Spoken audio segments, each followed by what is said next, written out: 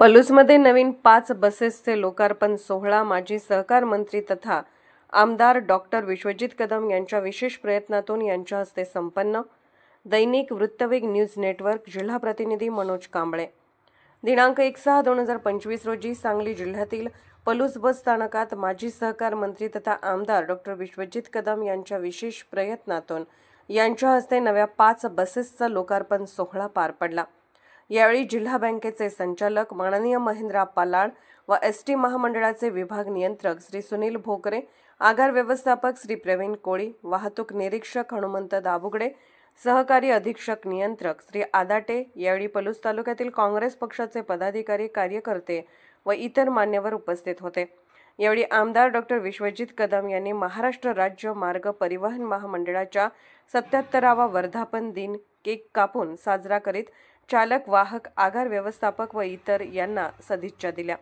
आमदार डॉक्टर विश्वजित कदम यांनी सांगितले की नव्या बसेसमुळे येथील ग्रामीण भागात राहणाऱ्या विद्यार्थ्यांना, शेतकऱ्यांना आणि सामान्य प्रवाशांना मोठा दिलासा मिळेल।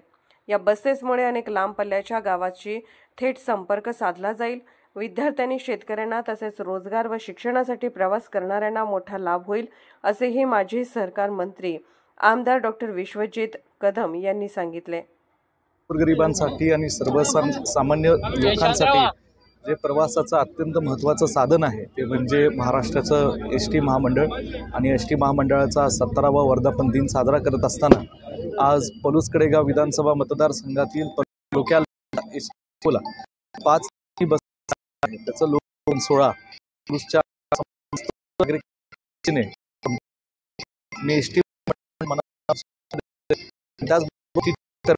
दिवसरात्र कंडक्टरची जे त्या महामंडळामध्ये जे करतात, दिवसरात्र महाराष्ट्रातल्या लोकांची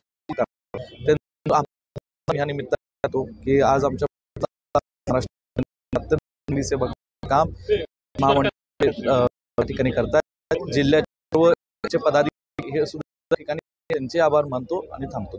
जय महाराष्ट्र।